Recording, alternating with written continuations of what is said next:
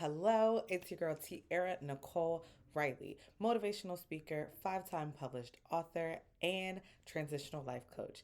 And my favorite role, well, not favorite, one of my favorite roles, I am the owner of Rethinking Me LLC, a life coaching firm. My favorite role is being Kayla's mama.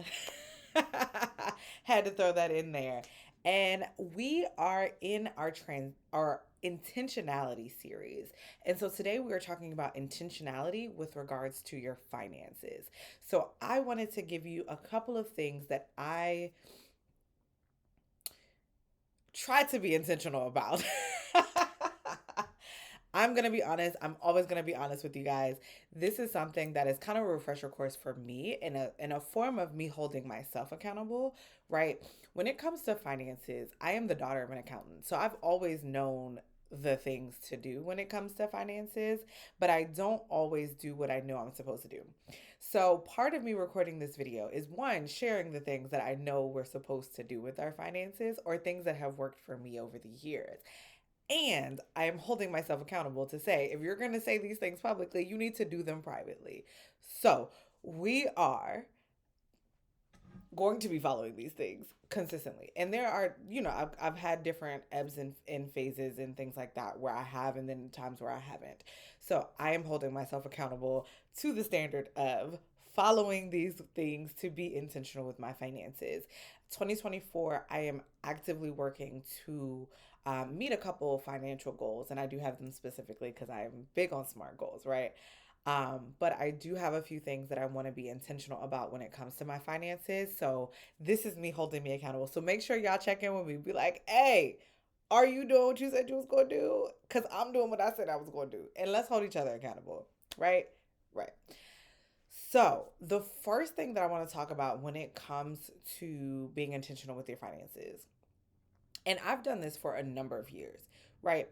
And it has really, really helped in some tangible ways. And that's having separate bank accounts for separate things. I have a bunch of bank accounts. I have one specific to my daughter. I have one just for my mortgage. I have one for my regular bills. I have one for my fun account where I just spend money on whatever. And then I have one for my business. And then I have a couple different savings options as well. And having those separate accounts helps me manage the money better. What I realized about myself is that if the money is available, I'm going to spend it.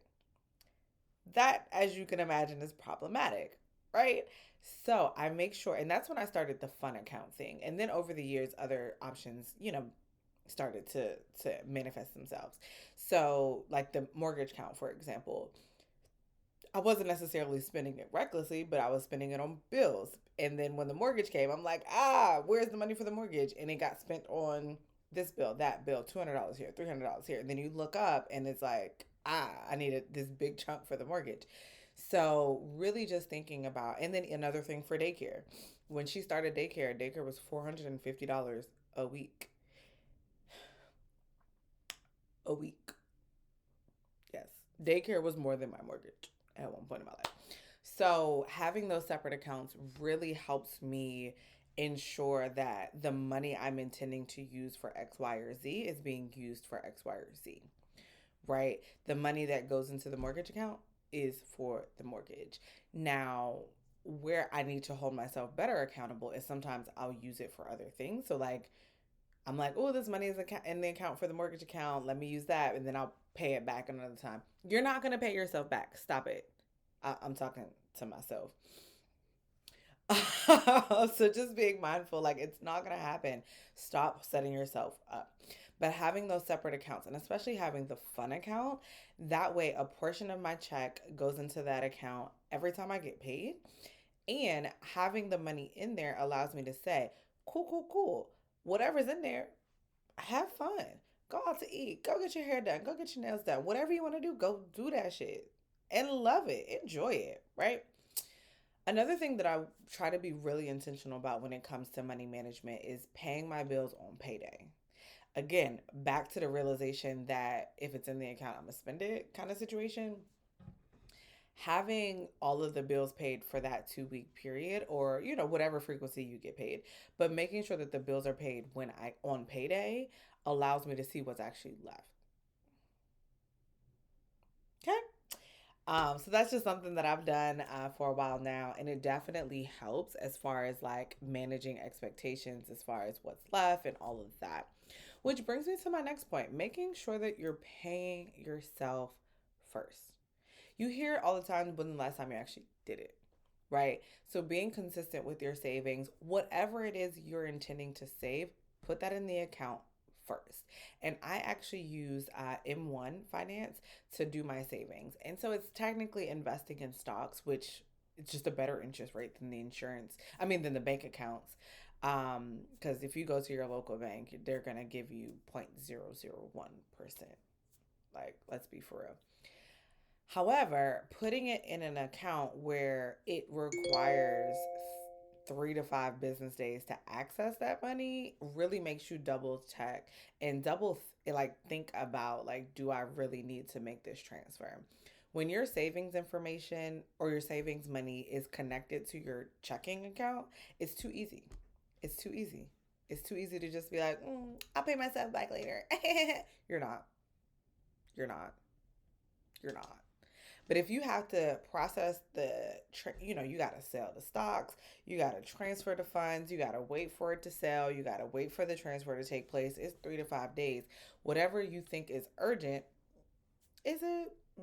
Probably not. It makes you think about it a little bit. So having it as difficult as possible to access that money, game changer.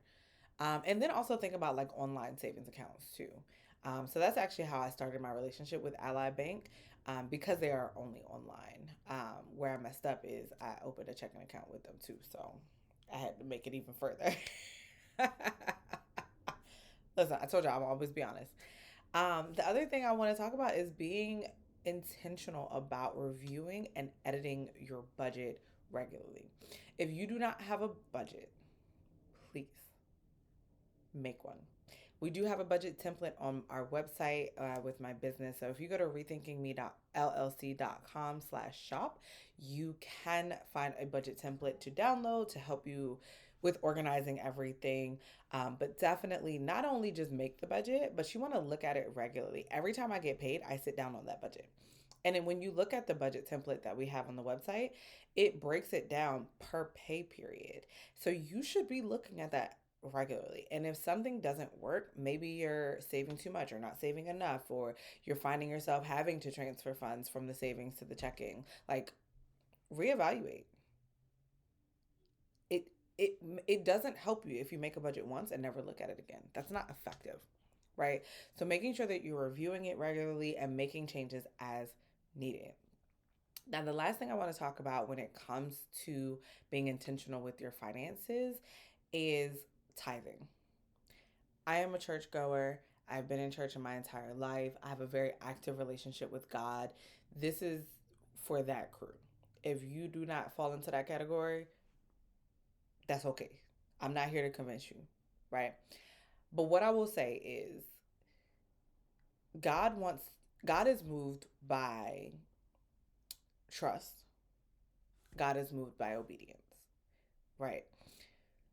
Now, I can't prove it, obviously, but what I do believe is that my decision to tithe, and it's not just tithe, right? It's the heart posture around tithing and doing so with a cheerful heart and prioritizing it in my finances. When I get paid, tithing is the first thing that I do, right?